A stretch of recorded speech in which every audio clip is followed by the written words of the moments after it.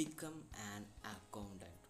ഒരു അക്കൗണ്ടൻറ്റ് ആകാനായിട്ടുള്ള കുറച്ച് വീഡിയോകളാണ് ഞാനിവിടെ പ്രസൻറ്റ് ചെയ്യാനായിട്ട് പോകുന്നത്. എങ്ങനെ ഒരു ഡേ ബുക്ക് പ്രിപ്പയർ ചെയ്യാം. ഡേ ബുക്കിന് പറയുന്ന മറ്റൊരു പേരാണ് ക്യാഷ് ബുക്ക് എന്നുള്ളത്. അപ്പോൾ ഈ വീഡിയോ നിങ്ങൾ കാണുന്നുണ്ടെങ്കിൽ നിങ്ങളൊരു ബികോം ഫ്രഷർ ആയിരിക്കാം, അല്ലെങ്കിൽ ഒരു അക്കൗണ്ടൻ്റ് ആകാൻ താല്പര്യം ഉള്ള ആളായിരിക്കാം, അല്ലെങ്കിൽ ഒരു ഇൻ്റർവ്യൂവിന് പോയിട്ട് അവരുടെ ചോദ്യങ്ങൾക്ക് മുമ്പിൽ ഉത്തരം പറയാതെ പോയ വ്യക്തികളായിരിക്കാം. ലൈക്ക് എന്നെ പോലെ പല പല ഇൻ്റർവ്യൂവിനും ഒരു അക്കൗണ്ടൻറ്റ് ഒരു ജൂനിയർ അക്കൗണ്ടൻറ്റ് അല്ലെങ്കിൽ ഒരു ട്രെയിനി ആയിട്ട് ഞാൻ ഇൻ്റർവ്യൂ അറ്റൻഡ് ചെയ്യുമ്പോൾ പലരും ചോദിക്കുന്ന ചോദ്യത്തിന് എൻ്റെ കയ്യിൽ ഉത്തരമില്ലാണ്ടായിട്ടുണ്ട്. അപ്പോൾ അങ്ങനെ നിങ്ങൾക്കും സംഭവിക്കാതിരിക്കാനായിട്ട്, അല്ലെങ്കിൽ ഇനി ഏതൊരു ഇൻ്റർവ്യൂവിലും നിങ്ങളോട് ചോദ്യങ്ങൾ ചോദിച്ചാൽ നിങ്ങൾക്ക് കോൺഫിഡൻസോടെ തലയുയർത്തി തന്നെ അവരുടെ കണ്ണിൽ നോക്കി ഉത്തരം പറയാനുള്ള ഒരു ത്രാണി ഉണ്ടാവണം എന്ന ആഗ്രഹത്തോടെ ഞാൻ എടുക്കുന്ന കുറച്ച് ക്ലാസ്സസാണ് ഈ വീഡിയോയിൽ ഉള്ളത്. ആദ്യം തന്നെ നമ്മൾ ഡേ ബുക്ക് പ്രിപ്പയർ ചെയ്യുന്നത് ഒരു പാർട്ട്ണർഷിപ്പ് ഫേമിൽ ഒരു ദിവസം നടന്ന കുറച്ച് ട്രാൻസാക്ഷൻസ് എങ്ങനെ ഡേ ബുക്കിൽ മാനുവലായിട്ട് എഴുതി ചേർക്കുന്നത് എങ്ങനെയാണ് എന്ന് പറഞ്ഞു തുടങ്ങിക്കൊണ്ടാണ്. ഇതാണ് ഒരു ഡേ ബുക്ക് എന്ന് പറയുന്നത്. ഓക്കെ, ഇത് സിംഗിൾ കോളം ഡേ ബുക്കാണ്. ഇവിടെ നമുക്ക് കാണാം ഒരു എമൗണ്ട് കോളമേ ഉള്ളൂ അല്ലേ, രണ്ട് സൈഡിലും. ഒന്ന് റെസീപ്റ്റ് സൈഡാണ്, ഒന്ന് പേയ്മെൻറ്റ് സൈഡാണ്. അപ്പോൾ ഒരു ക്യാഷ് ബുക്ക് അല്ലെങ്കിൽ ഒരു എമൗണ്ട് കോളം എന്നുദ്ദേശിക്കുന്നത് ഇവിടെ ഇത് ക്യാഷ് എന്ന് മാത്രമാണ്, ക്യാഷ്. പക്ഷേ അതിൻ്റെ ഇപ്പുറത്ത് ഇപ്പോൾ ഈ ഫോളിയോ മാറ്റിയിട്ട് നമ്മൾ ഒരു ലൈനും കൂടെ ഇട്ട് ഇവിടെയും എമൗണ്ട് എന്ന് കാണിച്ചാൽ ഇതെന്തായി മാറും? ഡബിൾ കോളം ഡേ ബുക്കായിട്ട് മാറും. അപ്പോൾ ഇതെന്താണ്? ബാങ്ക്. ഇതെന്തായി മാറും? ബാങ്കിൻ്റെ കോളമായിട്ട് മാറും. അതുപോലെ തന്നെ ഇവിടെയും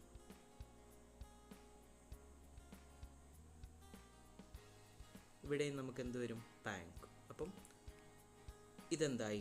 ഡബിൾ കോളം ക്യാഷ് ബുക്കാണ്. അപ്പോൾ ആദ്യം നമ്മൾ കണ്ടത് എന്താണ്? Single column cash book. അവിടെ ക്യാഷ് മാത്രമേ വരുള്ളൂ. ഇതിപ്പോൾ ഡബിൾ കോളം, രണ്ട് എമൗണ്ട് കോളം വരികയാണെങ്കിൽ അത് ഡബിൾ കോളം ഡേ ബുക്കാണ്, അല്ലെങ്കിൽ ഡബിൾ കോളം ക്യാഷ് ബുക്കാണ്. കോളം ബാങ്കിനും ഒരു കോളം ക്യാഷിലുമായിട്ട് പോകും. അല്ലെങ്കിൽ ഇതാണ് നമ്മുടെ ഡേ ബുക്ക് എന്ന് പറയുന്നത്, അല്ലെങ്കിൽ അതിൻ്റെ മറ്റൊരു പേരെന്ന് പറയുന്നത് ക്യാഷ് ബുക്ക് എന്നാണ്. അപ്പോൾ നമുക്ക് ഇപ്പം ഇതിലാണ് നമ്മൾ മാനുവലി ഓരോ ട്രാൻസാക്ഷനും എൻ്റർ ചെയ്യേണ്ടത്, അല്ലെങ്കിൽ നമ്മൾ മാനുവലി പ്രിപ്പയർ ചെയ്യേണ്ട ഒരു ബുക്ക് ഇതാണ് ഡേ ബുക്കിൻ്റെ ബുക്ക്. അപ്പോൾ നമുക്ക് നമ്മുടെ പാർട്ട്ണർഷിപ്പ് ഫേമിലെ ഓരോ ട്രാൻസാക്ഷനും എങ്ങനെയാണ് എൻ്റർ ചെയ്യുന്നത് എന്ന് നോക്കാം. ക്യാപിറ്റൽ ഫ്രം അമൽ 10,000 രൂപ. ക്യാപിറ്റൽ ഫ്രം അമൽ എന്ന് പറയുമ്പോൾ എന്താണ്? അമൽ പാർട്ട്ണർഷിപ്പ് ഫേമിലേക്ക് ക്യാപിറ്റൽ കൊണ്ടുവരുന്നു. 10,000 രൂപ എന്തായിട്ടാണ്? ക്യാഷ് ആയിട്ടാണ് കൊണ്ടുവരുന്നത് അല്ലേ. അപ്പോൾ അത് കമ്പനിയെ സംബന്ധിച്ചിടത്തോളം, അല്ലെങ്കിൽ ഒരു പാർട്ട്ണർഷിപ്പ് ഫേമിനെ സംബന്ധിച്ചിടത്തോളം എന്താണ്? അതൊരു റെസിപ്റ്റാണ് അല്ലേ. അമൽ ഫേമിന് നൽകുകയാണ്, അതൊരു റെസിപ്റ്റാണ്. എന്നത്തെ ഡേറ്റ് ആയിരുന്നു? നമ്മൾ 2-ാം മാസമല്ലേ പ്രിപ്പയർ ചെയ്യുന്നത്. 1/2/24 ക്യാപിറ്റൽ ഫ്രം അമൽ. എത്ര രൂപയാണ് കിട്ടിയത്? 10,000 രൂപ. അതെങ്ങനെയാണ്? ക്യാഷ് ആയിട്ടാണ് കിട്ടിയത്. അപ്പോൾ നമ്മൾ റെസിപ്റ്റ് സൈഡിൽ ക്യാഷിൻ്റെ കോളത്തിൽ 10,000 രൂപ എഴുതും. അതുപോലെ തന്നെ അടുത്ത ആരാണ് തന്നേക്കുന്നത്? ക്യാപിറ്റൽ ഫ്രം ബാലു 10,000 രൂപ അല്ലേ. അപ്പോൾ ഇതേ എൻട്രി ഇപ്പം നമ്മൾ ഡേറ്റിന് ഇങ്ങനെ ഇടുന്നു. ക്യാപിറ്റൽ ഫ്രം അടുത്ത ആരാണ്? ബാലു. എത്ര രൂപയാണ് തന്നത്? 10,000 രൂപ. അദ്ദേഹവും ക്യാഷ് ആയിട്ടാണ് തന്നത്. അടുത്ത എന്താണ്? ക്യാപിറ്റൽ ഫ്രം ചന്ദ്രൻ 10,000 രൂപ. ക്യാപിറ്റൽ ഫ്രം ദീപക് 10,000 രൂപ. അത് നമ്മൾ എഴുതുകയാണ്. Capital from Chandra 10,000. Capital from അടുത്ത ആളുടെ പേരെന്താണ്? ദീപക് 10,000 രൂപ. അപ്പോൾ ആദ്യത്തെ 4 ട്രാൻസാക്ഷൻ നമ്മൾ എഴുതി. അപ്പോൾ ആദ്യത്തെ 4 ട്രാൻസാക്ഷനിൽ എന്താണ് പറഞ്ഞിരിക്കുന്നത്? ക്യാപിറ്റൽ എന്നല്ലേ പറഞ്ഞേക്കുന്നത്. അപ്പോൾ ഈ 4 പേരും എന്താണ് ഇവിടെ? പാർട്ട്നേഴ്സാണ് അല്ലേ. അപ്പോൾ അതിലൂടെ നമുക്ക് മനസ്സിലാക്കാം ഇതൊരു പാർട്ട്ണർഷിപ്പ് ഫെയിം ആണെന്ന്. അടുത്ത ജേർണൽ എൻട്രി അടുത്ത ട്രാൻസാക്ഷൻ എന്താണ്? Capital from Amal by cheque number SBI dated 15/1 RS 1,00,000 രൂപ SBI. ഇവിടെ എന്താ പറയുന്നത്, അമൽ ക്യാപിറ്റൽ ആയിട്ട് 1,00,000 രൂപ തന്നു. പക്ഷേ എങ്ങനെയാണ് തന്നത്? ചെക്ക് വഴിയാണ് തന്നത് അല്ലേ, ചെക്ക് വഴി. അതുകൊണ്ടാണ് നമുക്ക് ചെക്കിൻ്റെ നമ്പറും ഇവിടെ തന്നിരിക്കുന്നത്. എന്ത് അക്കൗണ്ട് മുഖേനയാണ്? SBI എന്ന് പറയുന്ന അക്കൗണ്ട് മുഖേനയാണ്. അപ്പോൾ അമൽ ക്യാപിറ്റലായിട്ട് 1,00,000 രൂപ ചെക്ക് വഴിയാണ് തന്നിരിക്കുന്നത് അല്ലേ. അപ്പോൾ അത് നമ്മൾ എങ്ങനെയാണ് ഡേ ബുക്കിൽ പ്രിപ്പയർ ചെയ്യുന്നത്? അത് നമുക്ക് എന്താണ്, കമ്പനിയെ അല്ലെങ്കിൽ ഒരു പാർട്ണർഷിപ്പ് ഫേമിനെ സംബന്ധിച്ചിടത്തോളം അതെന്താണ്, റെസീപ്റ്റ്സ് ആണ് അല്ലേ. Capital from Amal by cheque. ഇനി നമ്മൾ ചെക്ക് നമ്പറും കൂടെ എവിടെ എഴുതണം? ഡേ ബുക്കിൽ നമ്മൾ ചെക്ക് നമ്പർ എഴുതണം. അത് മസ്റ്റാണ് കേട്ടോ. Check number 121314. അതുപോലെ തന്നെ ഡേറ്റും. കാരണം നമ്മൾ ഇപ്പോൾ പ്രിപ്പയർ ചെയ്യുന്നത് ഏത് ദിവസത്തെയാണ്? 1/2/24 അല്ലേ. അതായത് 1-ാം തീയതി 2-ാം മാസം 2024. പക്ഷേ നമ്മൾ ഈ അമലെന്ന് പറയുന്ന അദ്ദേഹം ക്യാപിറ്റൽ എന്നാണ് ഇൻവെസ്റ്റ് ചെയ്തത്? 15/1, അതായത് 15-ാം തീയതി 1-ാം മാസമാണ്, ജനുവരിയിലാണ്. അപ്പം നമ്മൾ വിചാരിക്കും എന്നാൽ പിന്നെ ഇന്നത്തെ ഡേറ്റ് ഇട്ടാൽ പോരെ എന്ന്. അങ്ങനെയല്ല, നമ്മൾ ക്യാപിറ്റൽ എന്നാണ് ഇൻട്രൊഡ്യൂസ് ചെയ്തത് 15/1. അതെന്തുകൊണ്ടായിരിക്കും? നമ്മുടെ ക്യാപിറ്റൽ ഫേം അല്ലെങ്കിൽ നമ്മുടെ പാർട്ണർഷിപ്പ് ഫേം എന്ന് പറയുന്നത് 1/1/2024 തന്നെ തുടങ്ങി, അല്ലെങ്കിൽ 15/1/24 തന്നെ തുടങ്ങി. പക്ഷെ ഒരു അക്കൗണ്ടൻറ്റിൻ്റേതായിട്ടുള്ള ജോലികൾ ചെയ്യാൻ വന്നത് നെക്സ്റ്റ് മന്താണ്, ഫെബ്രുവരിയിലാണ്. അപ്പോൾ കഴിഞ്ഞ മാസത്തെ നമ്മൾ നോട്ട് ചെയ്യണം എന്നാണ് തന്നത് എന്നുള്ളത്. അതുകൊണ്ടാണ് സ്പെസിഫൈ ആയിട്ട് 15/1/2024 എന്ന് ഇവിടെ തന്നിരിക്കുന്നത്. അപ്പോൾ അതും നമ്മളിവിടെ നോട്ട് ചെയ്യണം വേണ്ടേ. 15/01/2024 എത്ര രൂപയാണ് തന്നത്? 1,00,000 രൂപയാണ് തന്നിരിക്കുന്നത്. ഓക്കെ, ഇനി അടുത്ത ട്രാൻസാക്ഷൻ എന്താണ്? Cash to bank 15,000 20/1/2024. അപ്പം ഇവിടെ എന്താ പറഞ്ഞിരിക്കുന്നത്? ഇവിടെ നമ്മൾ ഡേ ബുക്കിൽ ഡേറ്റ് എഴുതുന്നത് എല്ലാം സെയിം ആയിരിക്കും കേട്ടോ. അതായത് നമ്മൾ 1/2/2024 ഈ ട്രാൻസാക്ഷൻസ് ഡേ ബുക്കിൽ എഴുതുന്നത്.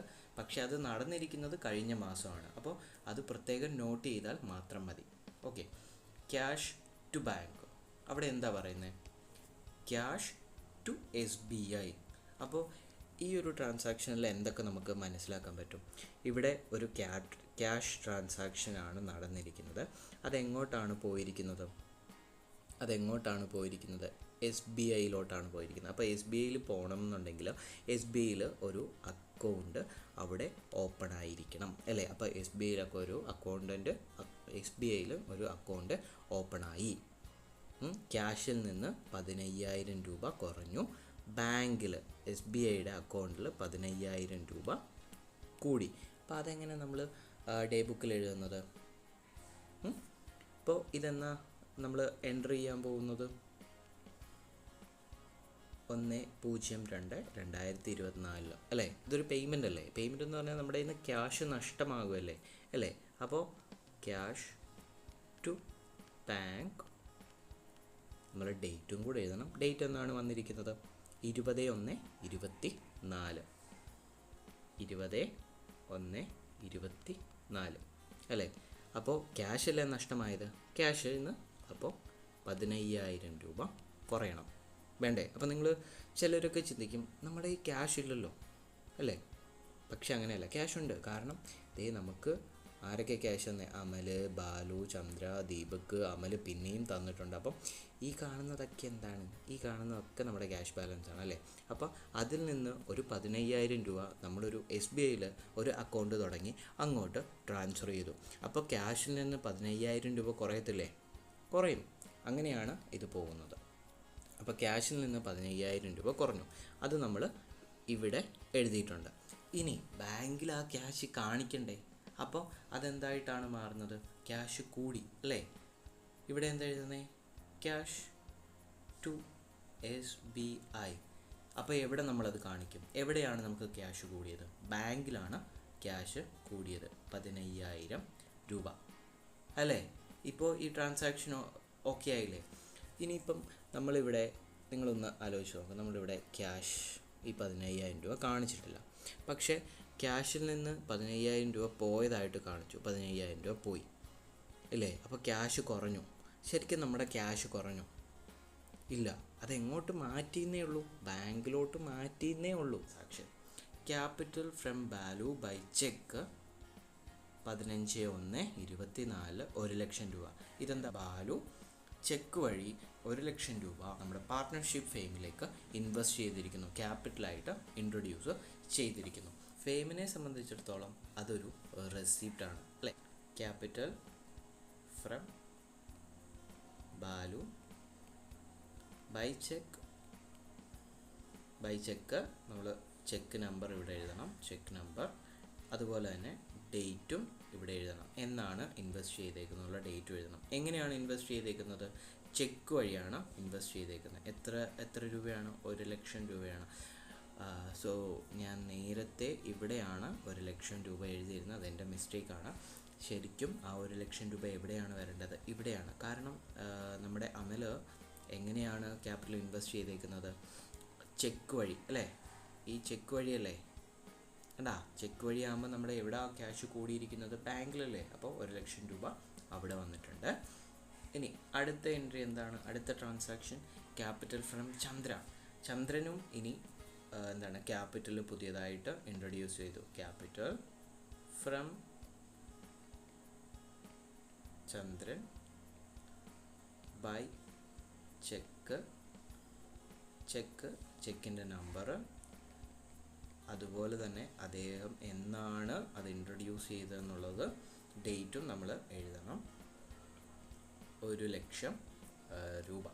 ക്യാപിറ്റൽ ഫ്രം ദീപക്കും ബാങ്ക് വഴി അല്ലെങ്കിൽ ചെക്ക് വഴി 1,00,000 രൂപ ഫേമിലേക്ക് ഇൻവെസ്റ്റ് ചെയ്തിട്ടുണ്ട്. Capital from Deepak by cheque number, അതുപോലെ തന്നെ ഡേറ്റ് 1,00,000 രൂപ. Cash withdrawal from bank by cheque. നമ്മൾ ബാങ്കിൽ നിന്ന് ചെക്ക് വഴി 50,000 രൂപ വിഡ്രോ ചെയ്തിരിക്കുന്നു. അപ്പോൾ ബാങ്കിൽ നിന്ന് നമ്മൾ ക്യാഷ് വിഡ്രോ ചെയ്യുമ്പോൾ ബാങ്കിൻ്റെ എമൗണ്ട് എന്ത് പറ്റും? ബാങ്ക് കുറയും. ക്യാഷാണ് വിഡ്രോ ചെയ്തത്. അപ്പോൾ ക്യാഷ് നമ്മൾ ആർക്കും കൊടുത്തിട്ടില്ല, ഉണ്ടോ? ഇല്ല. പക്ഷേ ബാങ്കിൽ നിന്ന് ക്യാഷ് കുറഞ്ഞു, നമ്മുടെ കയ്യിലാണിപ്പോൾ ക്യാഷ് ഇരിക്കുന്നത്. അപ്പോൾ ക്യാഷ് എന്താ ചെയ്യുക? ക്യാഷ് കൂടും അല്ലേ. അപ്പോൾ ബാങ്കിൽ നിന്ന് കുറഞ്ഞതായിട്ടും ക്യാഷ് കൂടിയതായിട്ടും നമ്മൾ കാണിക്കണം. അപ്പോൾ ക്യാഷ് വിഡ്രോവൽ എന്ന് പറയുമ്പോൾ എന്താണ്? ബാങ്കിൽ നിന്ന് കുറയണം. ബാങ്കിൽ നിന്ന് കുറയണമെങ്കിൽ നമ്മളത് എവിടെ കാണിക്കണം? പേയ്മെൻറ്റ് സൈഡിൽ കാണിക്കണം. എന്തായിട്ടാണ് കാണിക്കേണ്ടത്? Cash withdrawal. ഇനി ഡേറ്റ് ഇട്ട് തന്നിട്ടുണ്ടെങ്കിൽ ആ ഡേറ്റ് നമ്മളിവിടെ കാണിക്കേണ്ടതാണ്. അപ്പോൾ എത്ര രൂപയാണ് നമ്മൾ ബാങ്കിൽ നിന്ന് വിഡ്രോ ചെയ്തിരിക്കുന്നത്? 50,000 രൂപ അല്ലേ. 50,000 അത് എവിടെയാണ് എഴുതേണ്ടത്? ബാങ്കിൻ്റെ സൈഡിലാണ് എഴുതുക. 50,000 രൂപ കുറഞ്ഞു. ഈ 50,000 രൂപ ബാങ്കിൽ നിന്ന് കുറഞ്ഞു, പക്ഷേ 50,000 രൂപ നമ്മുടെ കയ്യിലാണ് ഇരിക്കുന്നത് അല്ലേ. അപ്പോൾ ക്യാഷ് കൂടിയിട്ടുണ്ട് അല്ലേ. ബാങ്കിൽ നിന്ന് നമ്മൾ ഒരു സ്ഥലത്ത് നിന്ന് എടുത്തിട്ട് മറ്റൊരു സ്ഥലത്ത് വെച്ചു, അത്രേ ഉള്ളൂ. ബാങ്കിൽ നിന്ന് എടുത്തിട്ട് നമ്മളത് കയ്യിൽ വെച്ചു, അപ്പോൾ ക്യാഷ് കൂടി അല്ലേ. അപ്പോൾ ഇവിടെ നമ്മൾ എന്തോ എടുക്കണം? Cash withdrawal. എന്താണ് കൂടിയത്? ക്യാഷാണ് കൂടിയത്. എത്ര രൂപ കൂടി? ക്യാഷിൻ്റെ സൈഡിൽ 50,000 രൂപ കൂടിയിട്ടുണ്ട് അല്ലേ. അടുത്തത് ക്യാഷ് പെയ്ഡ് ഫോർ ചാരിറ്റി 2,000 രൂപ അല്ലേ. ക്യാഷ് പെയ്ഡ് ഫോർ ചാരിറ്റി, അതൊരു പേയ്മെൻ്റ് അല്ലേ. നമ്മുടെ കയ്യിൽ നിന്ന് ക്യാഷ് കുറഞ്ഞു. Cash paid for charity. Cash paid for charity. അപ്പോൾ എത്ര വരും? എത്രയാണ് ക്യാഷ് പെയ്ഡ് ഫോർ ചാരിറ്റി? 2,000 രൂപ. എങ്ങനെയാണ് നമ്മൾ കൊടുത്തത്? ചെക്ക് വഴിയാണെന്ന് പറയുന്നുണ്ടോ? ഇല്ല. ബാങ്ക് ട്രാൻസാക്ഷൻ എന്ന് പറയുന്നുണ്ടോ? ഇല്ല. അപ്പോൾ അതെന്താണ്? ക്യാഷായിട്ടാണ് നമ്മൾ 2,000 രൂപ കൊടുത്തിരിക്കുന്നത്. അപ്പോൾ ക്യാഷിൽ നിന്ന് 2000 രൂപ കുറയും. അടുത്ത എന്താണ്? Cash to SBI current account എത്ര രൂപയാണ് കൊടുത്തിരിക്കുന്നത്? 10,000 രൂപയാണ് കൊടുത്തിരിക്കുന്നത് 20/1/24.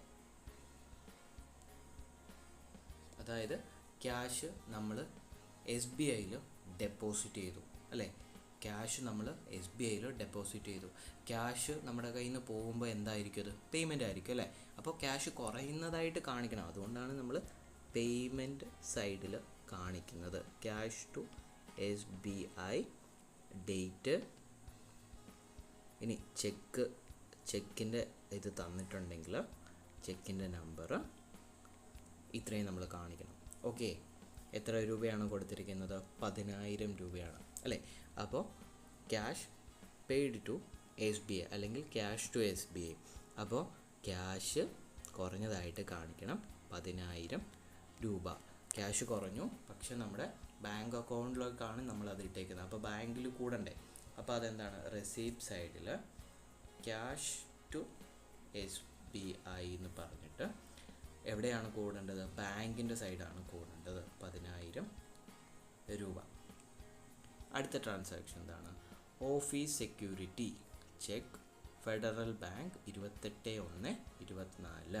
ഇത് കഴിഞ്ഞ മാസമാണ് ശരിക്കും ഓഫീസ് സെക്യൂരിറ്റി ആയിട്ട് നമ്മൾ പൈസ കൊടുത്തിരിക്കുന്നത്. പക്ഷേ ഒരു അക്കൗണ്ടൻറ്റ് എപ്പോഴും ഫേം തുടങ്ങുമ്പോൾ, ഒരു കമ്പനി തുടങ്ങിയ ഉടനെ അയാളെ അപ്പോയിൻറ്റ് ചെയ്തില്ലല്ലോ. കമ്പനി തുടങ്ങി കുറച്ച് കഴിഞ്ഞ് അല്ലെങ്കിൽ ഒരു മാസം കഴിഞ്ഞ് അല്ലെങ്കിൽ 2 ആഴ്ച കഴിഞ്ഞൊക്കെയാണ് ഒരു അക്കൗണ്ടൻറ്റിനെ അവിടെ നിയമിക്കുന്നത്. അപ്പോൾ അക്കൗണ്ടൻറ്റ് ആദ്യം തൊട്ടുള്ള എല്ലാ ട്രാൻസാക്ഷനും അദ്ദേഹം ഡേ ബുക്കിൽ എഴുതി ചേർക്കേണ്ടതാണ് അല്ലേ? എന്നാലല്ലേ ഒരു പ്രോപ്പറായിട്ട് ഒരു അക്കൗണ്ടൻറ്റിൻ്റെ വർക്ക് പ്രോപ്പറായിട്ട് പോകത്തുള്ളൂ. അല്ലെങ്കിൽ ഒരു അക്കൗണ്ടൻറ്റ് ചെയ്യേണ്ട ജോലികൾ അങ്ങനെയാണ് അല്ലേ? അപ്പോൾ അതുകൊണ്ടാണ് പ്രത്യേകം ഇവിടെ ഡേറ്റ്സ് എടുത്തു തന്നിരിക്കുന്നത് 28/1/24 എന്നുള്ളത്. അപ്പോൾ ഓഫീസ് സെക്യൂരിറ്റി ആയിട്ട് 80,000 രൂപ കൊടുത്തിരിക്കുന്നത്. അത് എന്ത് വഴിയാണ്? ചെക്ക് വഴിയാണ് കൊടുത്തിരിക്കുന്നത്, ഫെഡറൽ ബാങ്ക്. അപ്പോൾ നമുക്ക് മനസ്സിലാക്കാം ഇവിടെ പുതിയൊരു ബാങ്ക് അക്കൗണ്ടും കൂടെ തുടങ്ങിയിട്ടുണ്ട്. ഫെഡറൽ ബാങ്കിൻ്റെ ഒരു അക്കൗണ്ടും കൂടെ തുടങ്ങിയിട്ടുണ്ട് എന്ന് നമുക്ക് മനസ്സിലാക്കാം. അപ്പോൾ ഓഫീസ് സെക്യൂരിറ്റി എന്താണ്? ഓഫീസ് സെക്യൂരിറ്റി പേയ്മെൻ്റ് ആണ് അല്ലേ? അപ്പോൾ ഓഫീസ് സെക്യൂരിറ്റി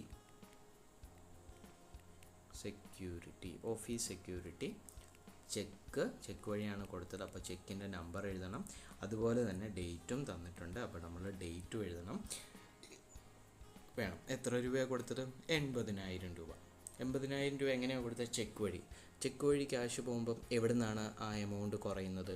ബാങ്കിൽ നിന്നാണ് എമൗണ്ട് കുറയുന്നത്. അപ്പോൾ 80,000 നമ്മൾ ഇവിടെ എഴുതും. അടുത്ത ട്രാൻസാക്ഷൻ എന്താണ്? Security for shop check SBI 3 ലക്ഷം രൂപ. ക്യാഷ് പോയി, നമ്മുടെ കയ്യിൽ നിന്ന് ക്യാഷ് പോവുകയാണ് ചെയ്തേക്കുന്നത്. അപ്പോൾ സെക്യൂരിറ്റി ഫോർ ഷോപ്പ് അല്ലേ? ചെക്ക് വഴിയാണ് പോയേക്കുന്നത്. അപ്പോൾ ചെക്കിൻ്റെ നമ്പർ കൊടുക്കണം. എന്നാണോ പോയെന്നുള്ളത് ആ ഡേറ്റും ഇവിടെ കൊടുക്കണം. എത്ര ലക്ഷം രൂപയാണ് പോയേക്കുന്നത്? 3 ലക്ഷം രൂപ. നമ്മൾ ചെക്ക് വഴിയാണ്, അപ്പോൾ ബാങ്കിൽ നിന്നാണ് അത് പോയതായിട്ട് കാണിക്കേണ്ടത്. അപ്പോൾ 3 ലക്ഷം രൂപ ബാങ്കിൽ നിന്ന് പോയി. ഇനി അടുത്തത് റൈറ്റിംഗ് ചാർജസ് അല്ലേ? Writing charges 1500. റൈറ്റിംഗ് ചാർജസ് ഒരു പേയ്മെൻ്റ് ആണെന്ന് നമുക്കറിയാലോ. റൈറ്റിംഗ് ചാർജസ് പേയ്മെൻ്റ് ആണ്. എത്ര രൂപയാണോ? 1500 രൂപ. അപ്പോൾ ഞാൻ നിങ്ങളോട് ചോദിക്കുക, ഈ 1500 രൂപ ക്യാഷ് വഴിയാണോ, ക്യാഷ് ആയിട്ടാണോ കൊടുത്തത്, അതോ ബാങ്ക് വഴിയാണോ കൊടുത്തത്? നമുക്ക് ക്വസ്റ്റ്യൻ നോക്കാം അല്ലേ? Writing charges agreement 1500. ഇതെങ്ങനെയാണ് പോയേക്കുന്നത്?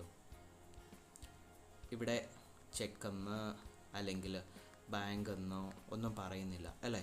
ഇത് രണ്ടും പറയുന്നില്ല എന്നുണ്ടെങ്കിൽ അതെന്തായിരിക്കും? ക്യാഷ് ട്രാൻസാക്ഷൻ ആയിരിക്കും. നമ്മൾ കയ്യിൽ ക്യാഷായിട്ടാണ് പോയിരിക്കുന്നത്. അപ്പോൾ എവിടെ നിന്നാണ് ഇത് പോകേണ്ടത്? ക്യാഷിൽ നിന്നാണ് പോകേണ്ടത്. എത്ര രൂപ? 1500 രൂപ ക്യാഷിൽ നിന്ന് പോയി. അടുത്ത ട്രാൻസാക്ഷൻ എന്താണ്? Stamp paper purchased. ഇവിടെ സ്റ്റാമ്പ് പേപ്പറൊക്കെ പർച്ചേസ് ചെയ്തിട്ട് ഇവിടെ വന്നിട്ടുണ്ട് 29/1/2024 അല്ലേ? പക്ഷേ ഒരു അക്കൗണ്ടിനെ സംബന്ധിച്ചിടത്തോളം നമ്മളിപ്പോൾ വർക്ക് ചെയ്ത് കുറേ കഴിയുമ്പോൾ ഒരു ഓഡിറ്റിങ്ങിൻ്റെ ഒക്കെ സമയത്ത് നമ്മളോട് ഓഡിറ്റർ ചോദിക്കണം സ്റ്റാമ്പ് പേപ്പർ 6000 രൂപയുടെ സ്റ്റാമ്പ് പേപ്പർ എന്തിനാണ് സ്റ്റാമ്പ് പേപ്പർ വാങ്ങിയത് എന്ന് ചോദിച്ചാൽ നമ്മുടെ കയ്യിൽ ഉത്തരവുണ്ടോ? സ്റ്റാമ്പ് പേപ്പർ വാങ്ങി, അതിൻ്റെ ബില്ലുണ്ട്, അതുകൊണ്ട് എഴുതി വെച്ചു എന്ന് പറയരുത്. സ്റ്റാമ്പ് പേപ്പർ എന്തായിരിക്കും, ശരിക്കും എന്തിനായിരിക്കും വാങ്ങിയിരിക്കുന്നത്? നമ്മൾ തൊട്ട് മുകളിലൊരു സെക്യൂരിറ്റി ഫോർ ഷോപ്പ് അല്ലേ, ഇത് വാങ്ങിയില്ലേ? അല്ലെങ്കിൽ ഒരു ഷോപ്പിന് സെക്യൂരിറ്റി കൊടുത്തില്ലേ 3 ലക്ഷം രൂപ. അപ്പോൾ അതൊരു എഗ്രിമെൻറ്റ് പ്രിപ്പയർ ചെയ്യണ്ടേ? ആ എഗ്രിമെൻറ്റിന് കൊടുത്തേക്കുന്നതാണ് ഈ സ്റ്റാമ്പ് പേപ്പർ. മനസ്സിലായോ? അപ്പം അതൊക്കെ നമ്മൾ നോട്ട് ചെയ്യണം. അപ്പോൾ ഇവിടെ സ്റ്റാമ്പ് പേപ്പർ എന്തിനാണ്? നമ്മൾ ഷോപ്പിന് സെക്യൂരിറ്റി കൊടുത്തതിൻ്റെ എഗ്രിമെൻറ്റ് പ്രിപ്പയർ ചെയ്യാനായിട്ട്. ആ എഗ്രിമെൻറ്റിൽ സ്റ്റാമ്പ് പേപ്പർ വേണം. ആ സ്റ്റാമ്പ് പേപ്പറിൻ്റെ പൈസയാണ് 6000 രൂപ എന്നുള്ളത്. ഓക്കെ, അതാണ് നമുക്ക് അടുത്ത എൻട്രി ആയിട്ട് വരുന്നത്. അപ്പോൾ സ്റ്റാമ്പ് പേപ്പർ എന്താണ്? ഒരു ക്യാഷ്, നമ്മുടെ കയ്യിൽ നിന്ന് ക്യാഷ് പോയ ഒരു സംഭവമാണല്ലോ അല്ലേ? അപ്പോൾ സ്റ്റാമ്പ് പേപ്പർ ഡേറ്റ് ഇടണം കേട്ടോ. എന്നാണ് അത് പോയെന്നുള്ള ഡേറ്റ് ഇടണം. എങ്ങനെയാണ് പോയത്? ക്യാഷായിട്ടാണ് പോയത്. എത്ര രൂപ? 6000 രൂപയാണ് നമ്മുടെ കയ്യിൽ നിന്ന് പോയിരിക്കുന്നത്. അടുത്ത എന്താണ്? Electricity charges 5000. ഇലക്ട്രിസിറ്റി ചാർജും നമുക്കൊരു പേയ്മെൻ്റ് ആണ്.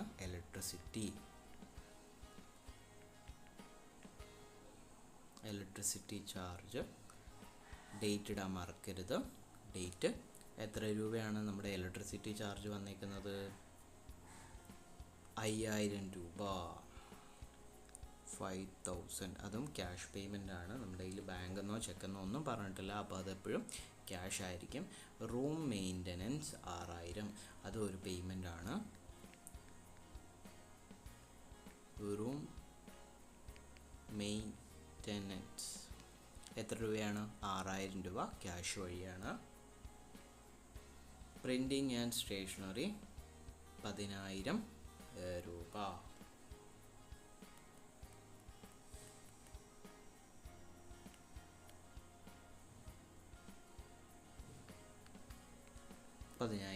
കേട്ടോ.